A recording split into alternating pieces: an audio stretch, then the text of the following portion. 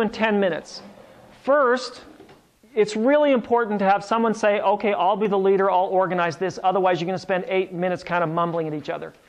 And then at the last minute go, oh, we got 2 minutes, we better get our stuff together. As soon as one person identifies themselves as the leader, then start assigning roles of who's going to introduce everybody, who's going to welcome the member of Congress, who's going to ask the questions, who's going to say, here, we want you to propose legislation that does this, who's going to say, who do you work with across the aisle, who's going to be the note taker, who's going to be the time taker. So you're going to assign roles. Okay? Then you need to figure out who's going to be the member of Congress. So when I come in, I'm going to be Pat Roberts or Ben Nelson or whatever member of the House or Senate you want me to be.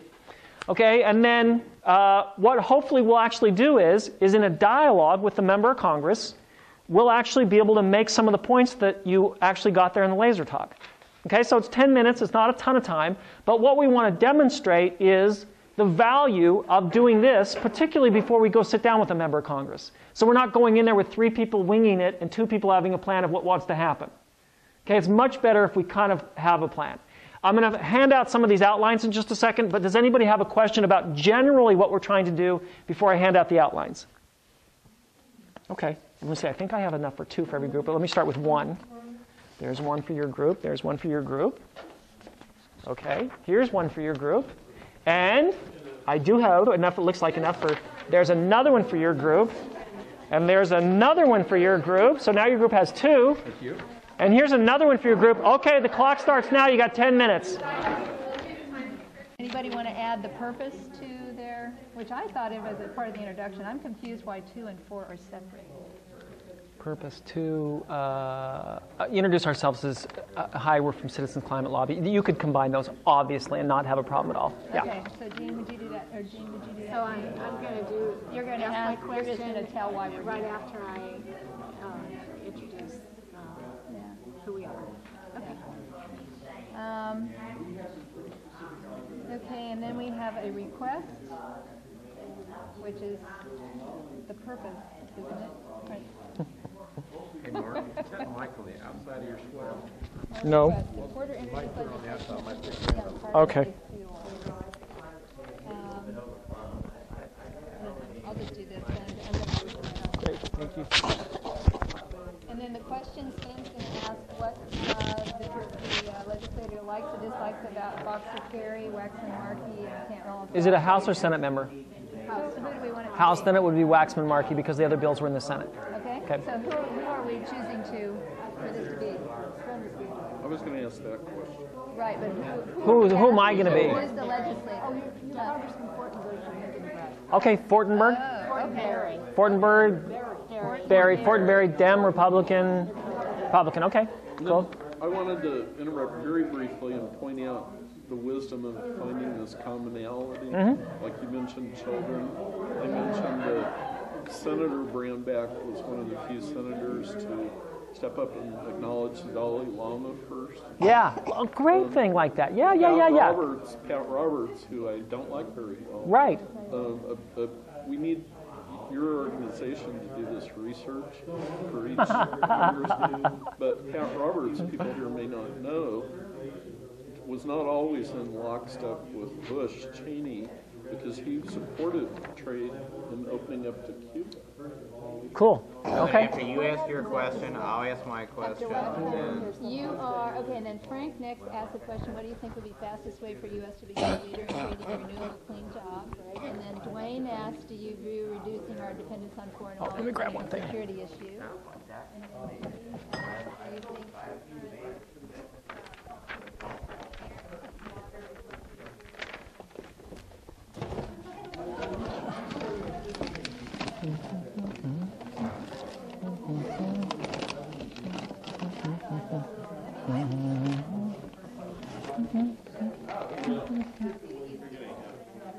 And then I can ask secondary questions. And who do you want to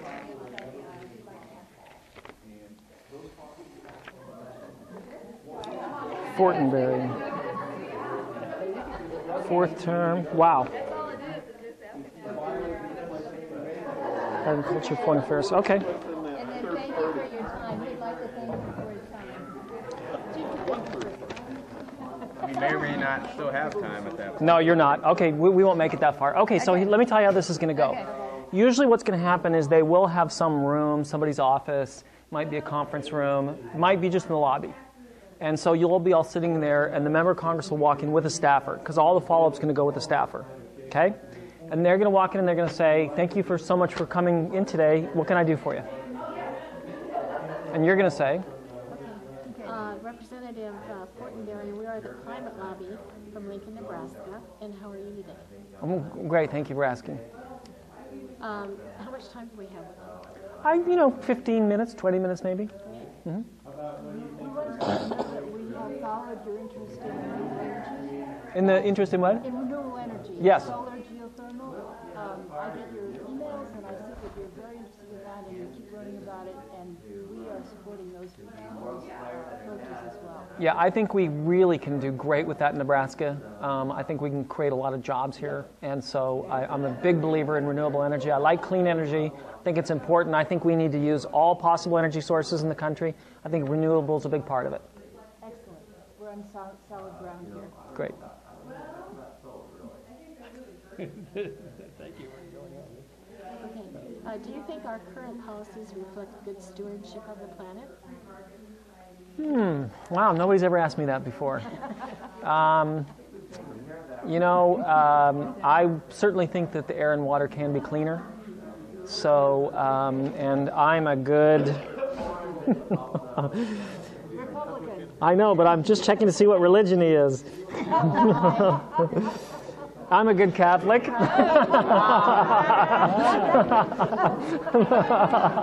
Body of Christ. Yeah. We could definitely do better. Yeah. Yeah. Okay, our request of you today is if would you support our efforts to put a fee on carbon and give it back to the citizens of the U.S. equally in dividends? Are you talking about a new tax? Because, I oppose all taxes. It's not a tax.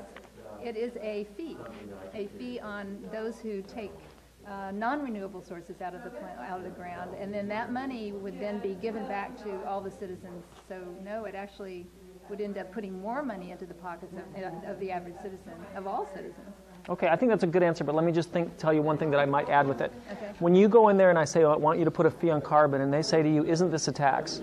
What you should say to them, yes, it is. You do? Oh, yes, absolutely, because they're saying you're just playing semantics with them then. Okay. So what you say is, yes, I'm talking about adding a tax. Now, I know you signed a tax pledge saying you won't vote for any climate bill that increases government revenue. The reason we want to talk to you about this one because it doesn't. Because we actually take all the money and send it back to American households. So we understand this would be difficult for you to vote for it. But let's be clear that it does allow you to honor your pledge. So we don't want to run away from that because then they're going to think you're just playing some word game with them. And there's been a lot of that. Yeah, okay? Well, and I'm glad that I didn't think of this as a tax. No, well, yeah, you wouldn't, you shouldn't. But don't be afraid of it when they say it is. Because when you go to Republican offices, they're going to say, oh, you're talking about a carbon tax. Yes, I am. So just let it Yes, I am. Great. Yeah. So even if we said it was a usage fee, we say, Well, if they say it's a tax, don't be scared to say, yeah, sure it is. Like, listen, Yeah, we tried to let's call it let's not be scared that that's a bad word. Yes, we're for a tax on this. That's what. Yes. People who are for taxes, right here, we want this tax. Let's not be scared of it. Okay? Yeah. Okay, great. Keep going. And we do have more questions for you. Yes, please. okay, Representative, what about the Waxman-Markey bill or the Cantwell-Collins bill? Waxman-Markey was the only one that Cantwell-Collins was in the Senate, so you would only ask about Waxman-Markey. Yeah. What about the Waxman? Well, I voted against it, right? Bill? No. Okay, you would know that because you would have done your research. So I voted against it, and the reason I voted against it is because it created a huge new government bureaucracy. It was complicated. It was 1,600 pages long. I've read War and Peace. It's longer than War and Peace, right? I don't think Waxman or Markey read it. So I don't think we need to add a whole bunch of government bureaucracy and a bunch of job-killing government bureaucracy is what it looked like to me. So I was against it. Is it longer than the Gulag Archipelago? Okay, that's not the direction we want to go. 2 pages, it's simple, it's But let's where could we find some commonality with him if he said that? all over the place. I mean, Yeah, so just give me an example.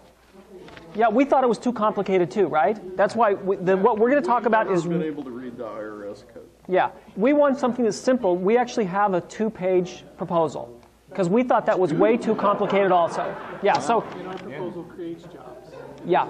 Yeah, so it's again where what you want to do is anticipate the kind of answers they're going to give you, and then be ready so that when they say that, no, it was a bureaucracy, it killed jobs. Yeah, that thing was so complicated, I couldn't believe it. So then we find some common ground and say that's like a simple approach that doesn't require a bureaucracy and creates American jobs. Yeah. So it's not at all like a software user's manual. I don't know. Okay, So, another Congressman member of our. Foreman, Yeah. what do you think would be the fastest way for the United States to become the leader in creating renewable, clean jobs? Well, I don't think it's from subsidizing wind and solar projects. I mean, you saw what happened with Solyndra. We just spent $500 billion. It went down the toilet. Those subsidies are a complete waste, so I don't think it's subsidizing.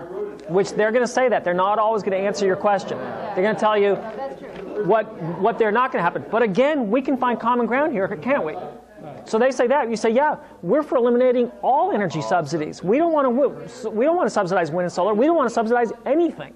We think the free market should work here. It's got to be a level playing field. Yeah, so but what you're always looking for is how they might answer and then how you can do that to find common ground. See, listen, if all we accomplish this first meeting is they'll let us come back, that is more than mission accomplished. Yeah, it's like, oh, these are reasonable people. They listen. When I say something, they hear what I said. They're paying attention. They're not crazy. They're not lecturing me.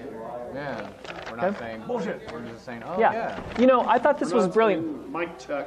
Right. When the Oklahoma group went into Senator Inhofe's office, they walk in there and they go, "We come in peace.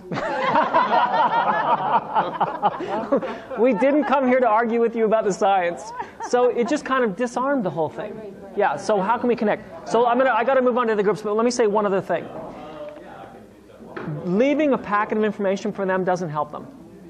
Okay? They're overwhelmed. So what you should say is, I have draft language for our thing, because he's a Catholic, we can say, I have the report from the Pontifical Academy of Sciences. I have some information from the Pentagon. If you want it, I'm happy to send it to you, paper, electronic, any way you want. But ask them if they want something and don't give them something unless they say I actually want it. Okay? And do you ask for the staff who follows this? Because, I mean, the staff that Yes, brought may not be the person that knows about energy. They're going to bring that person. Unless that person's unavailable, they're, the person who they're dedicated to is the member. So if the member's in a meeting, the staff member on that is going to be there.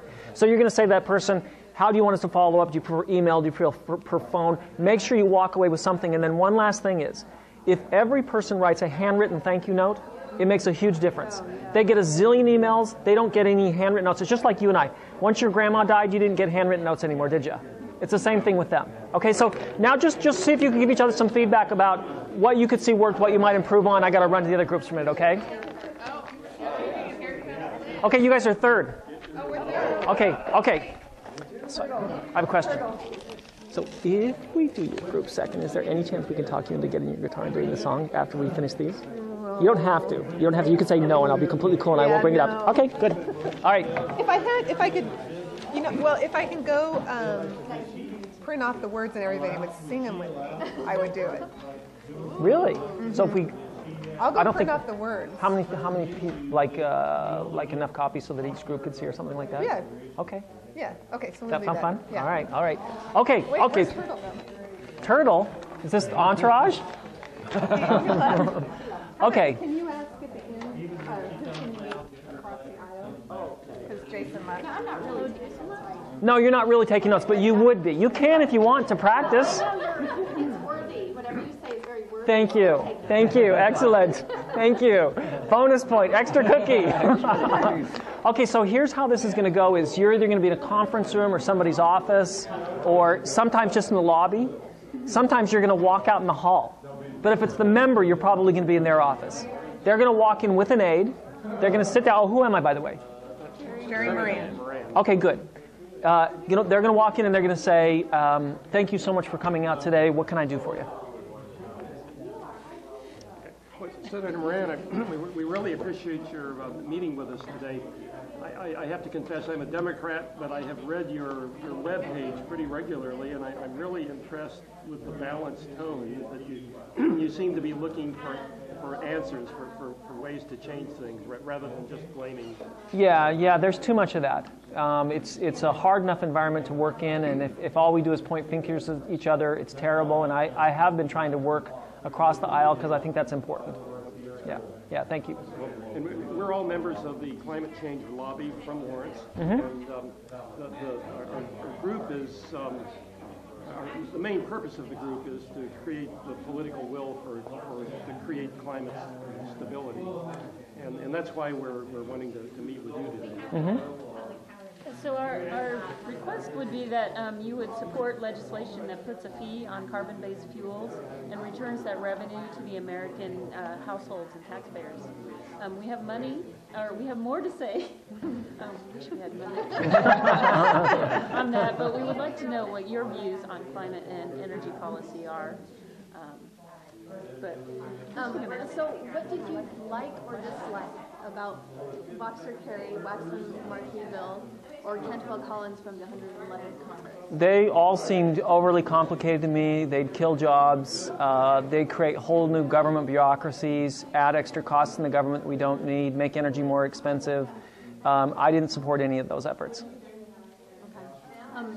What do you think would be the fastest way for the United States to become a leader in creating renewable, clean jobs? I don't think we should be subsidizing wind and solar. I mean, you just look, we just lost $500 billion on Solyndra. So I don't think subsidizing energy, it works. I don't think there's a problem with the government supporting research. I think the Department of Energy should do research, but I don't think we should be subsidizing energy. Do you view reducing our dependence on foreign oil as a national security? Let's just stop for 1 second, okay?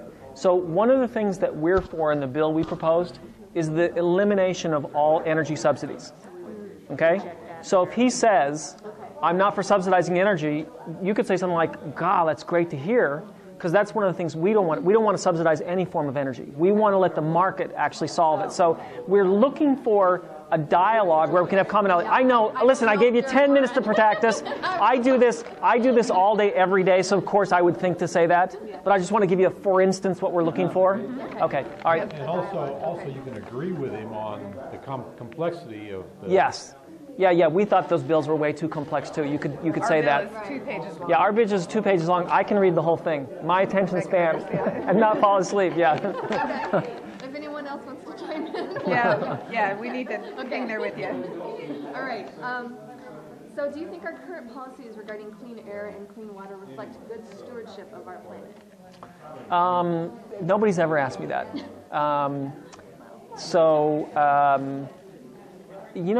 We're probably not. I think the air could be cleaner, the water could be cleaner. I think we could be taking way better care of the planet. I think you're right. Now, I do think that we should be drilling offshore because it can be done safely. We should be getting natural gas because we can do all those things safely. So I think we should do everything, and because the technology has improved, I think we can drill a lot of places and do it safely. So we would, again, like to request that you would support or introduce some legislation that puts a fee on carbon and returns that revenue to the American households. So you want me to introduce a new tax? No, it's not a tax. Okay, so let's just say one thing. If you go in a Republican office and you say, I want you to put a fee on carbon, they say, you're talking about a carbon tax, aren't you? Here's what I want you to say. Yes, I am. Actually, that's true. Yes, I am. So that let's the one word we do not want to be afraid of. Okay, yes, I am proposing you putting a tax on carbon. I'm proposing you putting a new tax. Now, the reason we think you can support this is because we're proposing to take every single dollar and send it back to American households. So I think traditionally you would talk about a tax as something that grows government. We're talking about actually giving every single dollar back to American households. So I think this is something you could support because rather than subsidizing energy, we're letting the market go to work, which will let our renewable industries really explode. Okay? Thank you. This is my second time doing this. I can't wait till it happens by the third. I have a question too. Yeah. Like when you talk about natural gas, Yeah. We don't want to bring up the issue of fracking because that's not our issue. Right. Knowing that fracking is hugely problematic right now. We just keep hammering away on letting the market take care of it. That's why we're going to put a tax on carbon. Correct. And so this whole thing is no subsidy. We'll get back to fracking because we're going to have to deal with it. But right now, that's not the thing we're working on. You know, if they ask you if you say, "Are you for fracking?" No, I'm not. It's not proven technology. There's way too many problems. If it is proven technology, then let's get rid of the way it was dealt with, where Cheney pushed through, where it was essentially not regulated. You know, if we can actually regulate it, make sure it is safe, then we can do it. Okay, keep going. So Sorry, we have we some took you off track. materials. How would you like us to follow up with you? Good. Okay, so let's be real. This is a big point that's different between us and most people. Almost everybody you talk to is going to be overwhelmed. So don't assume that giving them a bunch of information helps them. So you asked it the exact right way. So you say, listen, we have a lot of extra material we can get to you. We can get it to you paper, we can get it to you electronic, but we only want to send it to you if you want it. So we've got a copy of our legislation, we've got a copy of the Pontifical Academy. That's right, 2 pages. It's a bill and a breath mint. You know, we've got the Pontifical Academy of Sciences, we've got Building the Green Economy. So if you want any of those, electronic or paper, we're happy to get them to you. But only if you want them and in the format you want them. So you're going to ask the aide that, do you want some of this stuff? And then if the member says yes, you're going to say you're going to get it back to them. Okay? Then I'm going to interrupt you because I want to get over to the third meeting. Then here's one thing I'm going to ask you to all to do. After the meeting, every single one of you write a handwritten note to thank them. Because they get tons of email, but they don't get any handwritten notes, just like you and I don't. You know, you get a gazillion emails every week, right? How many handwritten notes do you get? None. Yeah, none. Unless your grandma's still alive, in case you occasionally get one from her. Otherwise, you don't get one from anybody, right? Okay, good. So if you could debrief what you liked about what you just did and what you could improve, that would be great, and then I'll go do that meeting, and if you would do your special task while that happens. Debrief. I for something. Okay, all right. You guys have been slacking long enough. Talking nuclear. You guys have been avoiding this meeting long enough now. It's time to meet your maker. Okay, so who am I going to be? Lynn Jenkins. Okay, so hang on one second, okay? So Lynn Jenkins. You're going to have to talk in a little higher pitched voice. Okay. Oh, that Lynn Jenkins. Okay, so she's in her second term. She was elected with 63% of the vote last time. She's a Methodist. She's in the Ways and Means Committee, which is the Methodist, because we were talking about that earlier. Yep, she is in the Ways and Means Committee, which is the committee legislation like this would have to be introduced in, so that's a good thing. Wow. Okay. I just Weber State University because I grew up in Salt Lake. She went to Weber State? She went to Kansas State and then to Weber State for her, she got her BS there. What do you know? Okay. Okay, so she can't be too smart. No, sorry. No, it's not the most demanding. No, the Weber State is not the most demanding college to get into in the country. That's sorry. Strike that from the record. That's not our. That's not. We weren't going to ask you about that. Okay, so here's how this is going to go. If it's with the member of Congress, you know, usually they'll use her office. Sometimes these will happen out in the lobby, sometimes in a conference room. They'll walk in with an aide who's going to take notes for them, who you're going to do all the follow-up with. She's going to walk in and she's going to say, thank you so much for coming out today. What can I do for you? I'm going to say, I would like to introduce the Honorable Representative Lynn Jenkins. That's my job. Okay. And so there you are. Okay. Can I ask a question? Yeah. Do you foresee all of these meetings to take place in Washington? Can No, any of these no, the majority of them happen in district. will be okay? Yeah, in their district office. 90%. They're a lot easier to meet with here than Yes, they are in D.C. 90% of them are going to happen here. Once a year we have a conference in D.C. If you can make it to that, it'll change your life. You'll never be the same. But the vast majority of the meetings, you're going to just go to the district office locally. And they'll have an aide there that'll come to Oh the yeah, meeting. oh yeah, report. oh yeah. Okay. Representative Jenkins, thanks a lot for meeting with us. My name's Bob I, and Lana here would like to introduce us to you. Okay. Representative Jenkins, I'd like to introduce you to the Citizens for Climate Change Lobby. I'd like to know how much time we have for the meeting. 15 minutes.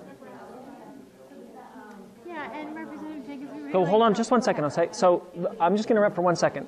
So what just happens right there when she says how much time do you have? What does this person think? Shows that they respect your time. Yeah, exactly. Because most people don't come in there and say that. So it's like, okay, well that's interesting. I'm glad they said that. That was a good thing for them to do. Okay. Yeah, and Representative Jenkins, we really want to thank you for your years of service to the United States and to our local area. We really appreciate your listening to us on this matter today. Well, I appreciate you saying that. Not everybody says nice things to us lately.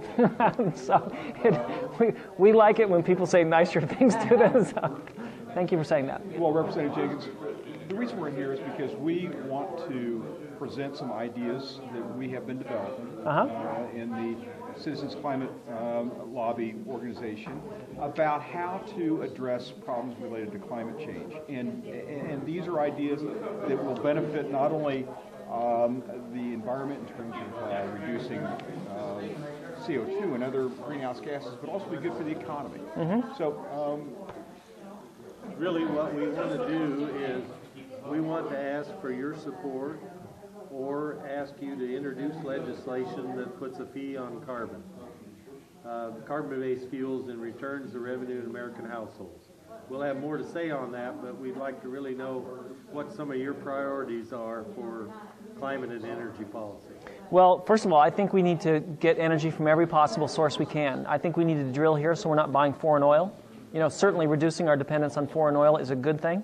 So we need to be drilling everywhere we can.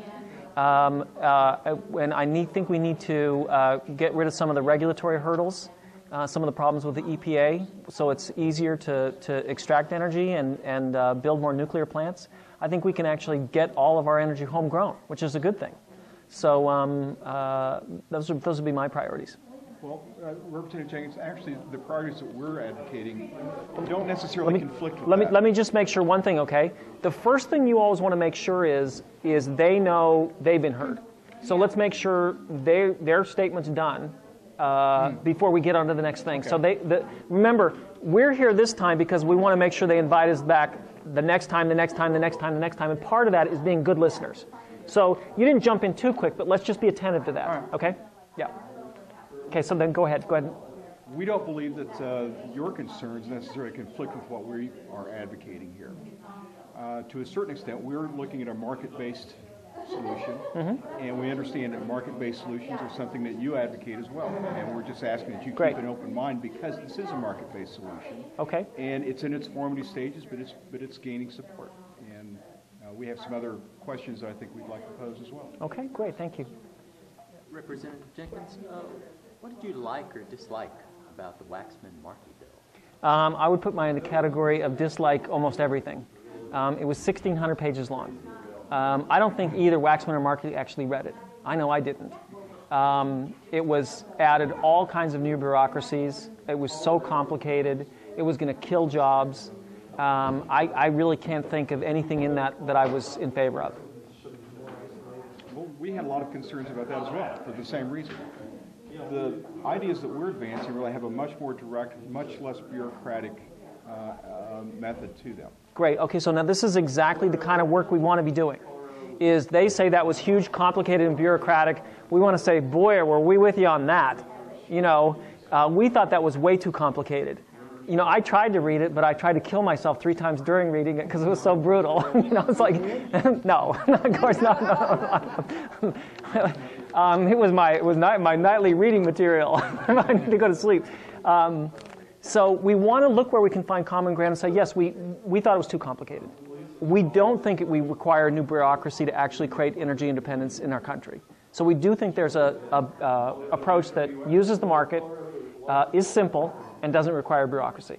So knowing that they voted against Waxman-Markey, which you'll know before you go in, that you're ready when they say that, so that you're ready to find where you find commonality with them. Okay? But it's crucial that we go in there and establish that we're really good listeners. So when they say stuff, we hear it. We hear stuff before we move on. Yeah. Okay? What we're looking for is the human connection.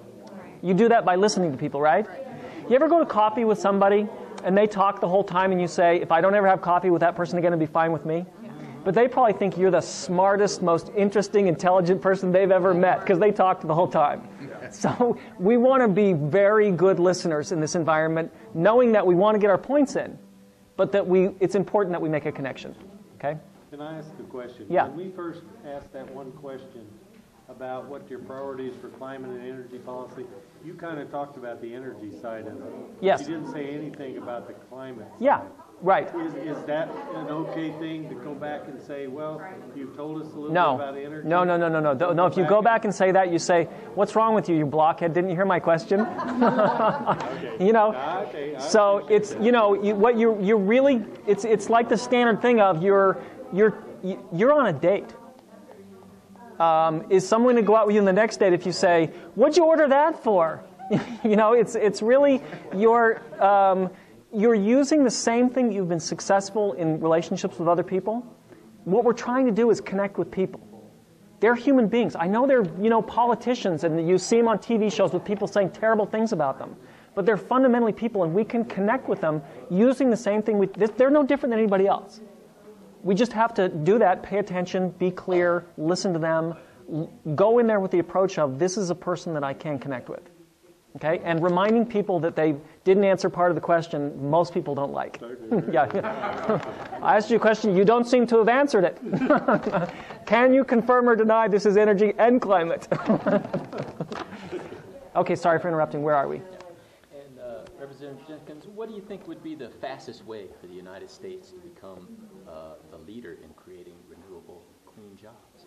Well, I don't think it's by subsidizing wind and solar. I mean, look, we just wasted $500 million on Solyndra. So I don't think it's on subsidizing.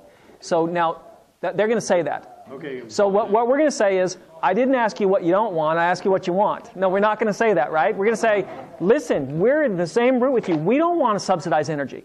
We think the market can solve this. So what we're going to do is ask those questions, anticipate their answer, and then look to see where we can work with them based on the answers we anticipate. Okay, we need to move on to other things, but let me just say a couple last things, okay? First of all, you're doing a fantastic job for 10 minutes of preparation. That's no amount of time to be able to prepare, so this is done really well. When we ask them if they want materials at the end, we're not just going to come back and say, here's this packet. Look, we got all this great stuff. I know you want it. They are overwhelmed. Okay? We don't want to help them it doesn't help them to overwhelm them.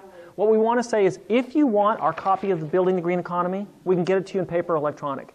If you want a copy of our draft legislation, we can get it to you electronic or paper. You want a copy of the Pontifical Academy of Sciences report, same thing, we'll get you. But we're only going to say we'll get them stuff if they want it. Let's not assume that piling information onto people helps, okay? Okay. All right, good job, guys. Thanks a lot. Yeah, thank you. Okay, I think we're ready for, where are we? Are we? To sing? Yes.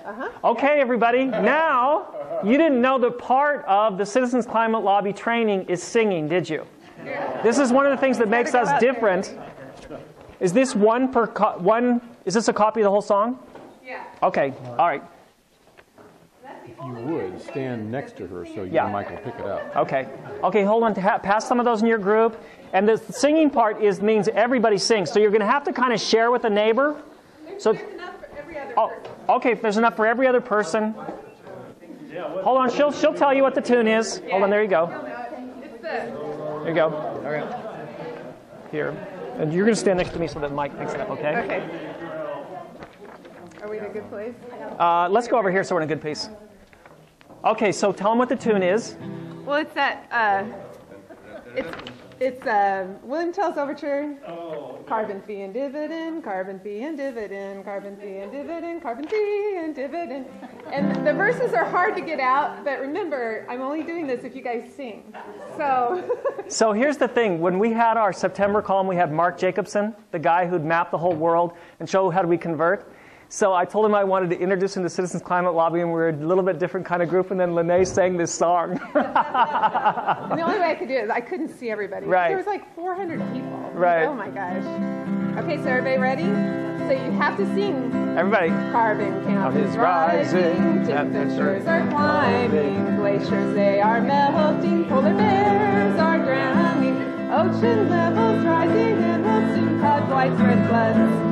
Farmlands not producing because they baked under the sun. We must get the carbon down to 350 fastest Kansas. Most folks love carbon dearly. What are we to do? Okay, there we go. Carbon fee and dividend, carbon fee and dividend, carbon fee and dividend, carbon fee and dividend. Okay, you're going to have to hold still.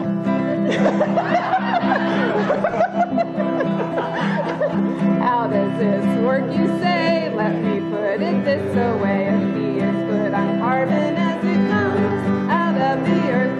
Then this fee is passed along to all of us and to others. So we'll want to purchase things with little carbon. Eventually the economy moves away from fossil fuels, growing green technology, saving the earth. Carbon fee and dividend, carbon fee and dividend, carbon fee and dividend, carbon fee and dividend. Wait for good news I have, all of the fee collected goes back to each one of us, take back through dividends, equal fee to all of us, paid through IRS each month. Equal, you'll be good to know, but if your footprint is huge, well then you'll be screwed. It's time to change to greener ways and see the light. Carbon fee and dividend, carbon fee and dividend, carbon fee and dividend, carbon fee and dividend.